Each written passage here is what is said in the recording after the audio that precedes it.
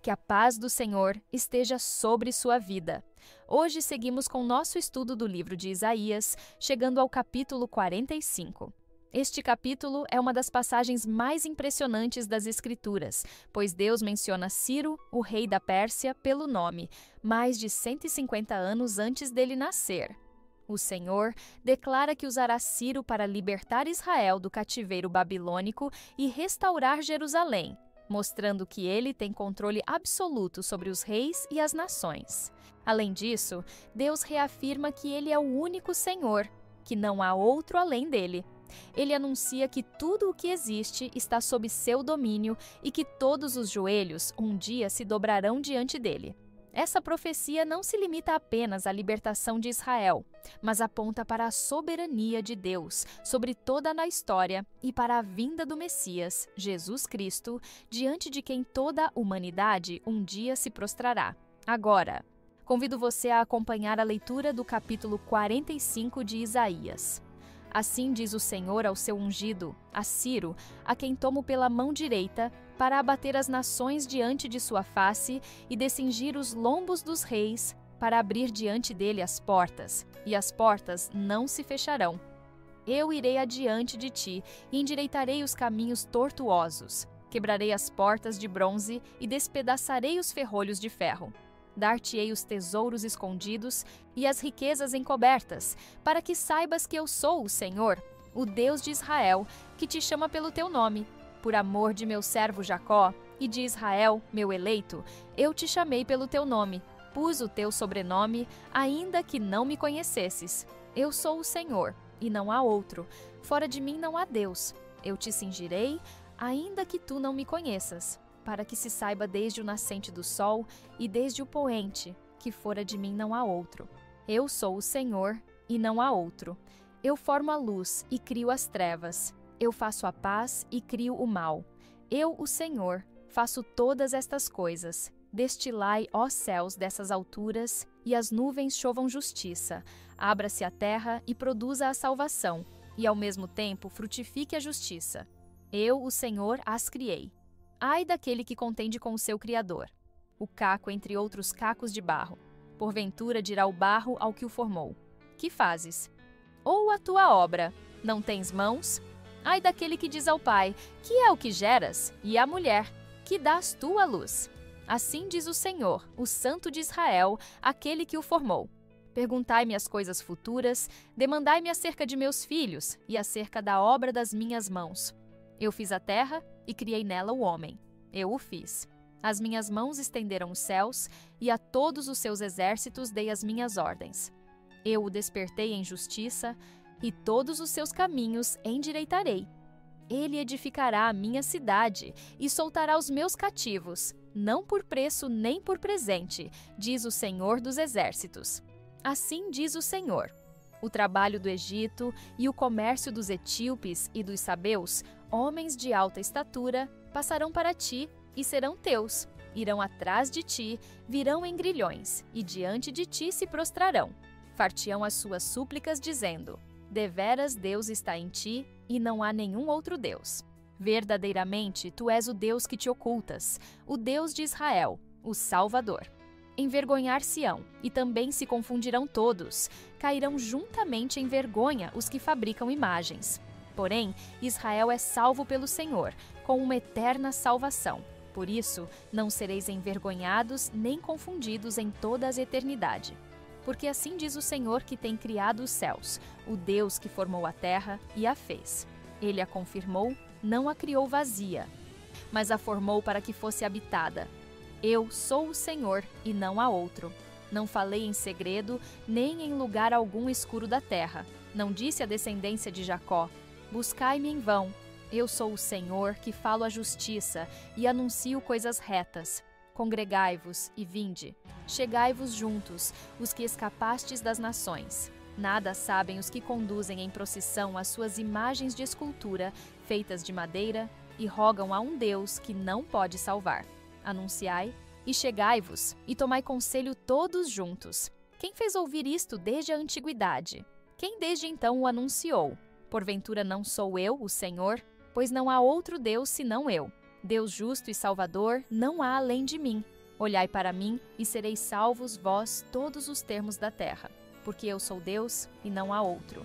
Por mim mesmo tenho jurado, já saiu da minha boca a palavra de justiça e não tornará atrás. Que diante de mim se dobrará todo o joelho e por mim jurará toda a língua. De mim se dirá, deveras no Senhor há justiça e força. Até ele virão, mas serão envergonhados todos os que se indignarem contra ele. Mas no Senhor será justificada e se gloriará toda a descendência de Israel. Isaías, capítulo 45, começa com uma declaração surpreendente de Deus sobre Ciro, o rei da Pérsia, que ainda nem havia nascido na época da profecia. Esse capítulo revela como Deus usa até mesmo governantes pagãos para cumprir seus propósitos e libertar seu povo. Além disso, reafirma que ele é o único Senhor, Criador de todas as coisas, e que não há outro além dele. No versículo 1, lemos: Assim diz o Senhor ao seu ungido a Ciro, a quem tomo pela mão direita, para abater as nações diante dele. E eu soltarei os lombos dos reis, para abrir diante dele as portas, e as portas não se fecharão. Aqui, Deus chama Ciro de seu ungido, um título que geralmente é usado para reis de Israel. Isso nos mostra que, embora Ciro não fosse israelita, nem conhecesse o Deus de Israel, ele seria usado pelo Senhor como um instrumento para cumprir seus planos. O versículo 2 traz a promessa de que Deus abriria caminho para Ciro. Eu irei adiante de ti e endireitarei os caminhos tortuosos, quebrarei as portas de bronze e despedaçarei os ferrolhos de ferro. Isso aponta para o poder de Deus em preparar o caminho para que Ciro derrotasse a Babilônia e libertasse o povo de Israel. No versículo 3, Deus promete abençoar Ciro com riquezas e autoridade.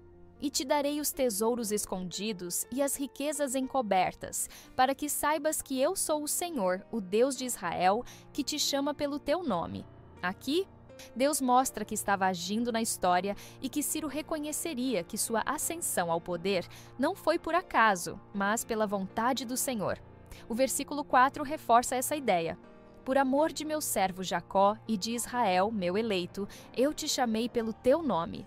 Pus o teu sobrenome, ainda que não me conheceste. Deus deixa claro que a escolha de Ciro não foi por mérito próprio, mas porque ele estava cumprindo sua promessa de restaurar Israel. Isso nos ensina que Deus pode usar qualquer pessoa, até mesmo líderes que não o conhecem, para cumprir sua vontade. No versículo 5, Deus reafirma sua exclusividade. Eu sou o Senhor, e não há outro.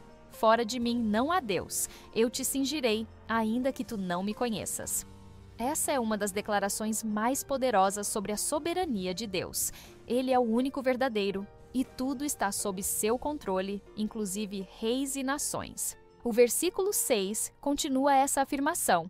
Para que se saiba desde o nascente do sol e desde o poente, que fora de mim não há outro. Eu sou o Senhor e não há outro. Deus deseja que todas as nações o reconheçam como o único verdadeiro e soberano sobre toda a criação. O versículo 7 pode parecer difícil para alguns, mas revela a totalidade do domínio de Deus sobre todas as coisas. Eu formo a luz e crio as trevas. Eu faço a paz e crio o mal. Eu, o Senhor, faço todas estas coisas. Aqui, crio o mal não significa que Deus seja o autor do pecado, mas sim que ele permite calamidades e juízos como parte de seus planos soberanos para corrigir e disciplinar. No versículo 8, vemos um clamor por justiça e salvação. Destilai, ó céus das alturas, e as nuvens chovam justiça. Abra-se a terra e frutifique a salvação, e juntamente brote a justiça. Eu, o Senhor, as criei. Deus não apenas governa o mundo, mas também é a fonte da salvação e da justiça. Essa profecia aponta para a vinda de Cristo, o justo que traria redenção ao mundo. Essa primeira parte do capítulo nos ensina que Deus está no controle absoluto da história. Ele usa até mesmo reis pagãos para cumprir seus propósitos e garantir a libertação de seu povo. Também aprendemos que não há outro Deus além do Senhor e que sua vontade prevalece sobre todas as coisas. Isaías capítulo 45 segue com uma forte mensagem de Deus, confrontando aqueles que questionam seus planos e reafirmando sua soberania absoluta sobre toda a criação.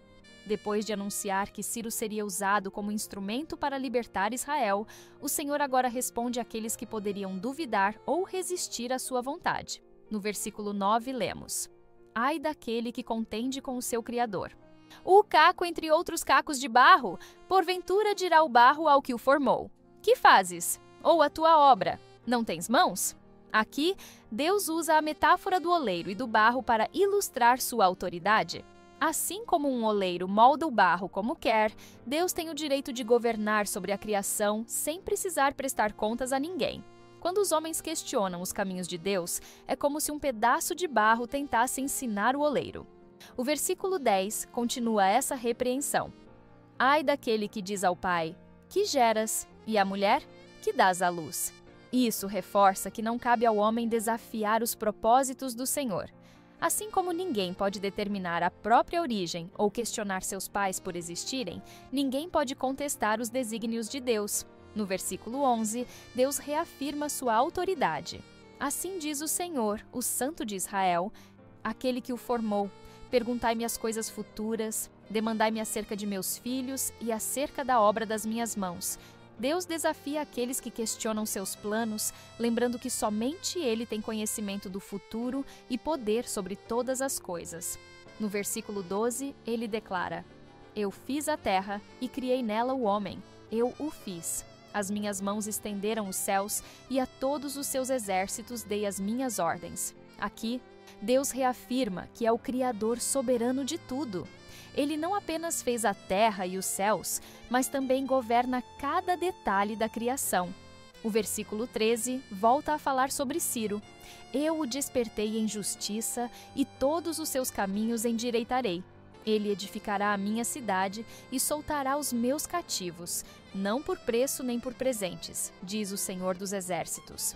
Deus declara que Ciro será usado para restaurar Jerusalém e libertar o povo de Israel, e ele fará isso sem exigir pagamento, pois será um cumprimento da vontade divina. No versículo 14, Deus descreve como as nações reconhecerão sua soberania. Assim diz o Senhor: O trabalho do Egito e as mercadorias da Etiópia e os sabeus, homens de grande estatura, passarão para ti e serão teus. Irão atrás de ti, virão em grilhões e prostrar-se-ão diante de ti e te farão súplicas dizendo: Certamente Deus está em ti, e não há nenhum outro Deus. Isso mostra que a glória de Deus será reconhecida até mesmo pelos povos que antes adoravam falsos deuses. O versículo 15 traz uma declaração interessante sobre Deus. Verdadeiramente, tu és um Deus que te ocultas, ó Deus de Israel, o Salvador. Isso revela que, muitas vezes, Deus age de maneiras que os homens não compreendem de imediato. Seu plano de salvação pode parecer oculto, mas ele sempre está operando em favor do seu povo. Nos versículos 16 e 17, vemos um contraste entre os idólatras e os que confiam no Senhor. Envergonhados e confundidos serão todos os que fabricam imagens, juntamente cairão na afronta. Mas Israel será salvo pelo Senhor com uma eterna salvação. Não sereis envergonhados nem confundidos em toda a eternidade. Aqueles que confiam em ídolos acabarão humilhados, mas Israel, que confia no Deus verdadeiro, será salvo para sempre. O versículo 18 reforça a criação perfeita de Deus. Porque assim diz o Senhor que tem criado os céus, o Deus que formou a terra e a fez. Ele a confirmou, não a criou vazia, mas a formou para que fosse habitada. Eu sou o Senhor e não há outro. Deus não criou o mundo sem propósito. Ele formou a terra para ser habitada e governada por sua justiça.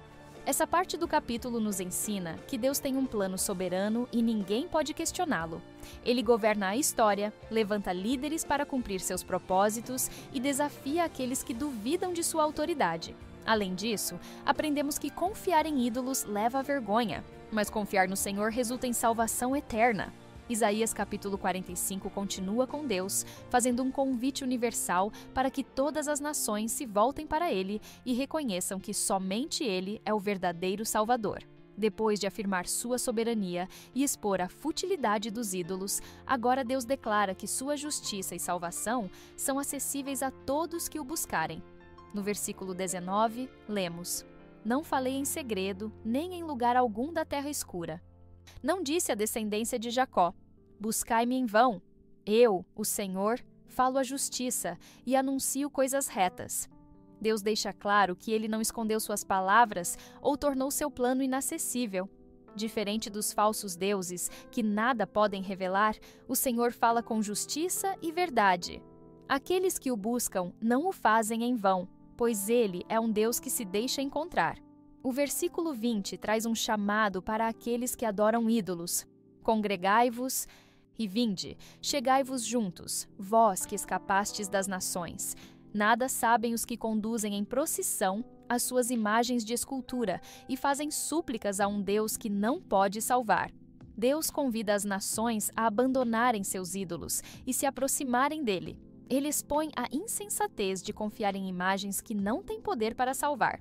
No versículo 21, Deus desafia as nações a provarem que seus deuses podem predizer o futuro. Anunciai e chegai-vos e tomai conselho todos juntos. Quem fez ouvir isso desde a antiguidade? Quem desde então o anunciou? Porventura não sou eu, o Senhor? Pois não há outro Deus senão eu. Deus justo e salvador não há além de mim. Essa é uma afirmação poderosa da exclusividade de Deus. Somente Ele governa a história e pode predizer o que acontecerá. No versículo 22, Deus faz um dos convites mais diretos à salvação. Olhai para mim, e sereis salvos, vós, todos os confins da terra, porque eu sou Deus e não há outro. Esse versículo revela o coração missionário de Deus. Ele não oferece salvação apenas a Israel, mas a todas as nações. O convite é simples, basta olhar para Deus com fé, reconhecendo sua soberania e seu poder para salvar. O versículo 23 traz uma declaração que será cumprida em Cristo. Por mim mesmo tenho jurado, saiu da minha boca a palavra de justiça, e não tornará atrás, que diante de mim se dobrará todo o joelho, e por mim jurará toda a língua. Essa profecia aponta para o dia em que todas as pessoas reconhecerão a soberania de Deus. O apóstolo Paulo cita essa passagem em Filipenses capítulo 2, versículos 10 e 11, aplicando-a a Jesus Cristo, diante de quem todo joelho se dobrará e toda língua confessará que Ele é Senhor. No versículo 24, Deus declara: de mim se dirá, tão somente no Senhor há justiça e força, até Ele virão, mas serão envergonhados todos os que se irritarem contra Ele. Aqui vemos que aqueles que rejeitam a Deus acabarão envergonhados, enquanto os que nele confiam encontrarão justiça e força. O capítulo termina no versículo 25 com uma promessa para Israel. Mas no Senhor será justificada e se gloriará toda a descendência de Israel. O verdadeiro povo de Deus será justificado por ele e encontrará nele sua glória. Essa promessa se cumpre plenamente em Jesus Cristo, por meio de quem tanto judeus quanto gentios podem ser justificados pela fé. Essa última parte do capítulo nos ensina que Deus convida todas as nações a se voltarem para Ele. Ele é o único Salvador, e não há outro caminho para a justiça além dele. No final, toda a humanidade reconhecerá sua soberania, e aqueles que confiam nele nunca serão envergonhados. Agora, convido você a uma breve oração, entregando nossa vida completamente ao Senhor e reconhecendo que somente Ele é nosso Salvador. Senhor, reconhecemos que Tu és o único Deus verdadeiro e que não há outro além de Ti. Obrigado porque não falas em segredo, mas revelas Tua verdade para que todos possam conhecê-la. Queremos voltar nossos olhos para Ti, pois sabemos que só em Ti há salvação. Entregamos nossa vida completamente a Ti, reconhecendo que tudo está sob Teu controle e que um dia todo joelho se dobrará diante da Tua glória. Ajuda-nos a viver em fidelidade e a proclamar Tua justiça para que mais pessoas possam conhecer a verdade e se voltar para Ti. Em nome de Jesus Cristo, nosso Senhor e Salvador, oramos e agradecemos. Amém. Agradecemos pela sua presença aqui neste canal de estudo, onde vimos o capítulo 45 de Isaías. Prepare-se para nosso próximo estudo, que será o capítulo 46. Se esta mensagem tocou o seu coração, compartilhe-a com aqueles que precisam ouvir sobre a justiça e a soberania de Deus. Cada compartilhamento é uma semente lançada em solo fértil e o Senhor, em sua infinita graça, abençoa aqueles que dedicam suas vidas a espalhar a verdade de sua palavra. Junte-se a nós nesta missão de alcançar mais vidas com a mensagem do Evangelho. Compartilhe este estudo com amigos, familiares e em suas redes sociais, permitindo que mais pessoas conheçam a fidelidade do Senhor e encontrem segurança em sua presença. Que o Senhor abençoe sua vida abundantemente, renove suas forças e o guie em cada passo do caminho. Amém.